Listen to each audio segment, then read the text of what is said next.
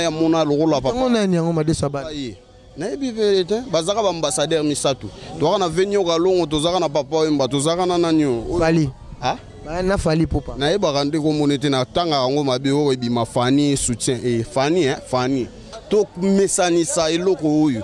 po moni banda beaucoup la kufaki balobaka ba osala ba mozole salamate ja azalaka de social na makambwana o mona e na ebite soki pe yango makoya to ebite na ebite pe soki baka bongo bakoya na ebite na ko mona pe masalanga de pli ki pa koya pe po ye azakanika na kave wana pa ko katsa pa ye Congo Millennium.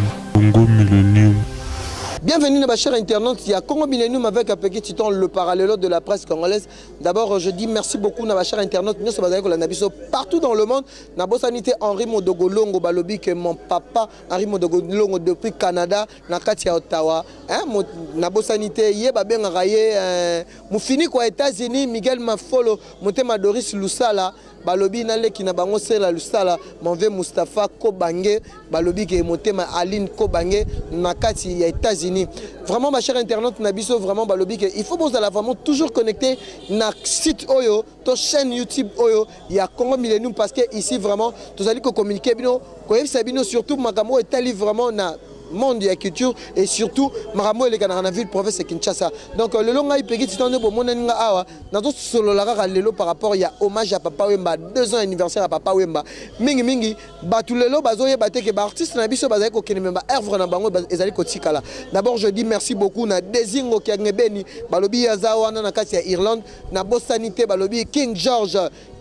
balobi mon vieux King George le sultan de Dublin babi azana zola na biso yango ne bomoni lelo vraiment hommage à Papa Wemba 2 ans à Papa Wemba lelo pegi titan tozo meka solo na made sobana parce que festival les ana matonge awa tozo yebate est-ce que festival ngo ekozala parce que toko momona ngo à chaque anniversaire ya artiste musicien bazo annoncer na bango mais le jour J vraiment ezozala honorité yango ne bomoni nga pegi titan toko meka vraiment ko solo na made sobana parce que balobi ke Papa Wemba zaki mingi mama bilamba yango veut dire que lelo pe bata bilamba pe baza pe na cause ya ko défendre ya Papa Wemba parce que Papa Wemba azalaki moko il y a ba coéquipier na bango vous allez causer Papa Wemba alla qui forme yango vraiment je dis merci beaucoup à Ricky Dibenzi le boss cash le boss avec Makambo Motema maman jolie Dibenzi. Déjà je vais dire bonsoir na invité nanga parce que bon on a déjà que moi likolongo déjà moi keba parce que mikolo na Kinshasa boy bara ke ba mbula ngo peso salara moi ba déjà parce que moi ezobima tina degré asuka yango ma deso bana na opesa mbote bonjour.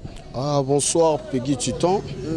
Bonsoir Abad. Bien habillé. Ah, merci comme d'hab. On est là. Bon appétit. Tant on a simba fufu, n'engue bien na simba lamba. Yubiga Peggy Titan. Wemba que son nom repose en paix. Papa Tigara Bisoka na mamba formé. Aibsaki biso idéologie to Tigate. Très propre, très propre. Nasir papa yoyo zola nanga trésor ngando vraiment. Somona ki na Kinshasa a pe tozana bato bazo défendre parce que très propre. Ngando da zonga mai. Solo na ngai msusu collègue nanga kanta yalala ngando zonga ne mai alobaki ya koswana epe moto te zonga ne mai kanta nde swa zwa bâton ya yoji wana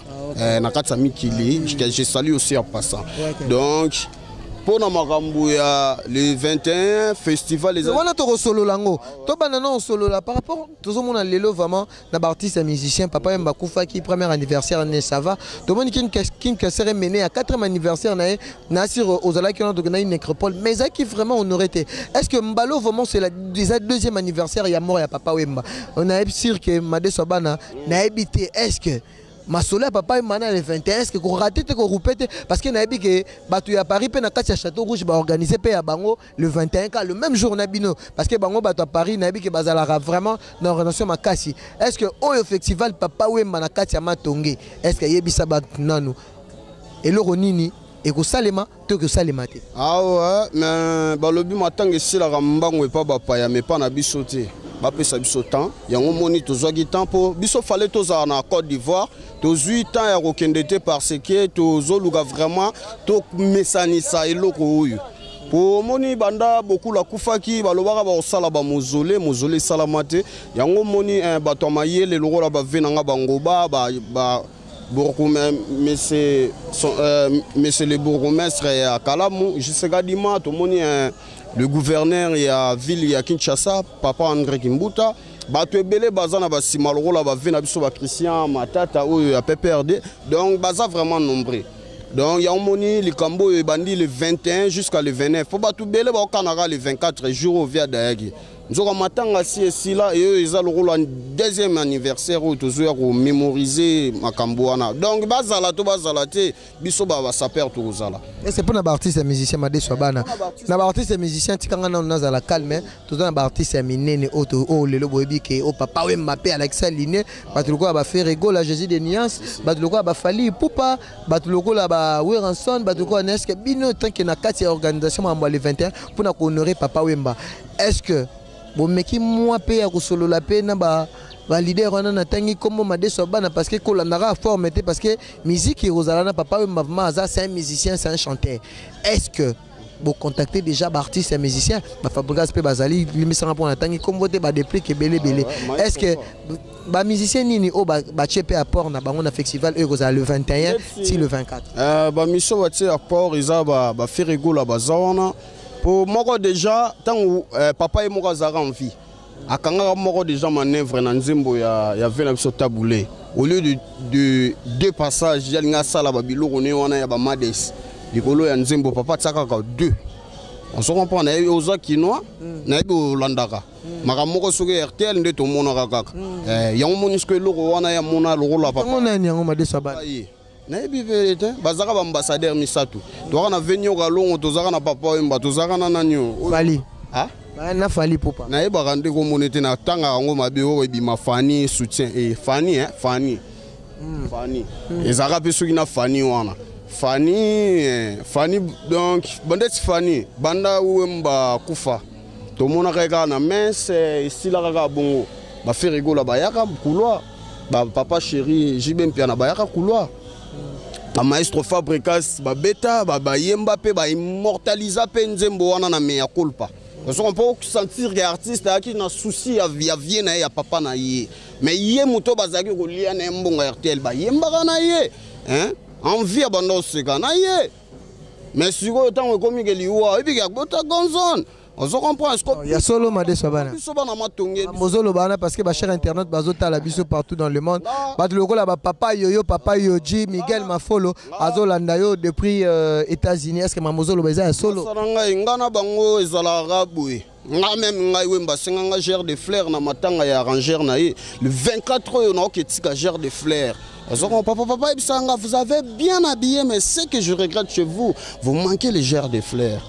Il y a un moni lelo nga na kozala mwana zobati funa ya donc yeba bisa regarder ya montant N. Vous comprenez? Est-ce que artiste et musicien va prester dans le podium le 21? Prester, maestro Fabregas, j'ai sali à passant Zegem, fait rigola Jésus de Niance, le long de la boussole à Longo, à toquer sur le masolo, pour y avoir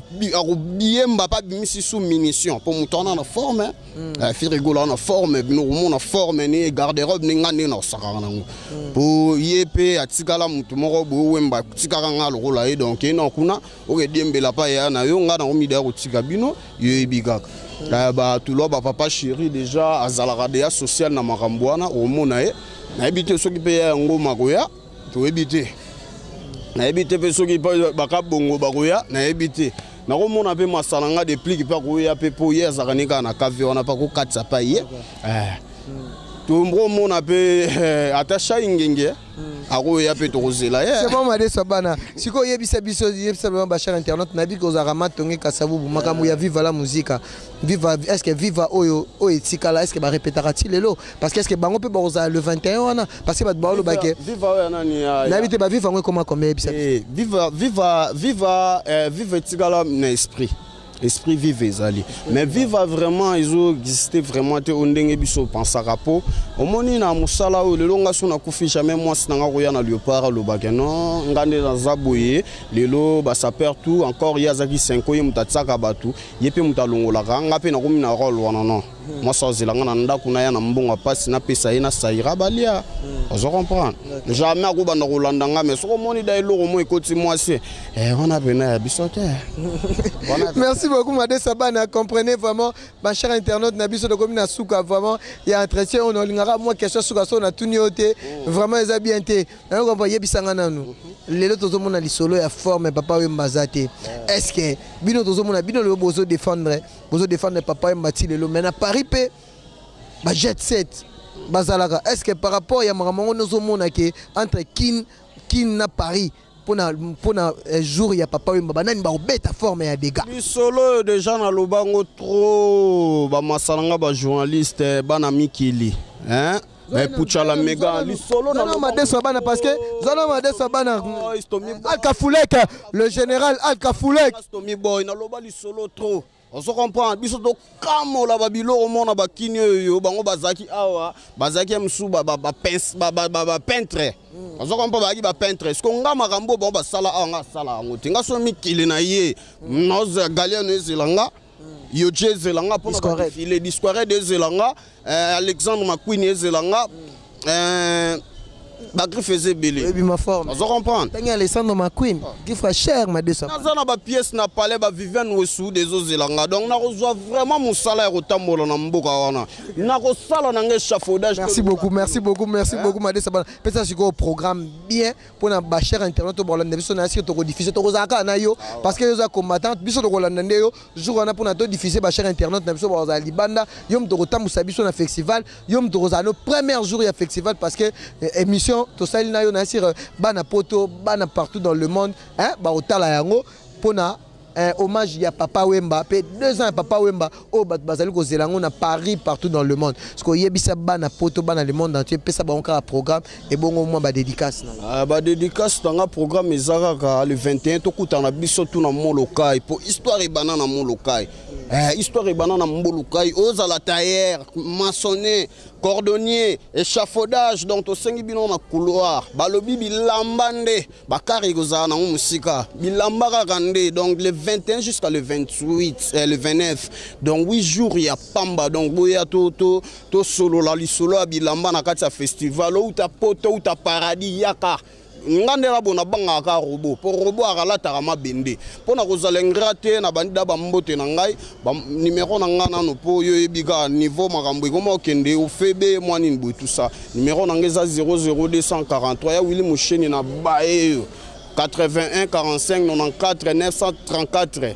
081 45 94 934 na les amoureux du cœur en Paris Emile Ondi Mafoueni Jeff Ondi Mabosa Ondi de Champigny na bosanité base solide de Ferrego la Jésus de Nuance na bosanité Zegem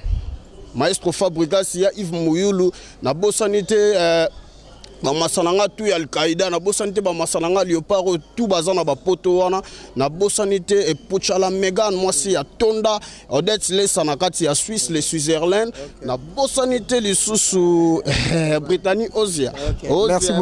Merci beaucoup Bachar Internet, c'était là Madé Sabana vraiment on vient de parler pour naya hommage à Papa Wemba deuxième anniversaire à Papa Wemba le 21 jusqu'à le 24 vous allez organiser surtout na ba saper pe ba artiste musicien ya mboka au festival Papa Wemba. Je pense que Bozaki nombreux vraiment en quota là vraiment émission oyo hommage à Papa Wemba auto lobeli vraiment festival Papa Wemba eux na ville province à Kinshasa si précisément na moloka inakati ya Matonge vraiment vous allez connecter et brancher vraiment surtout na site Nabino to chaîne Nabino Congo Millennium avec le boss Ricky Di Benzi moté maman jolie Di Benzi hein maman babi ke yaza maman Ngouli donc la pomme verte na bosanité hein de Gol Mavinga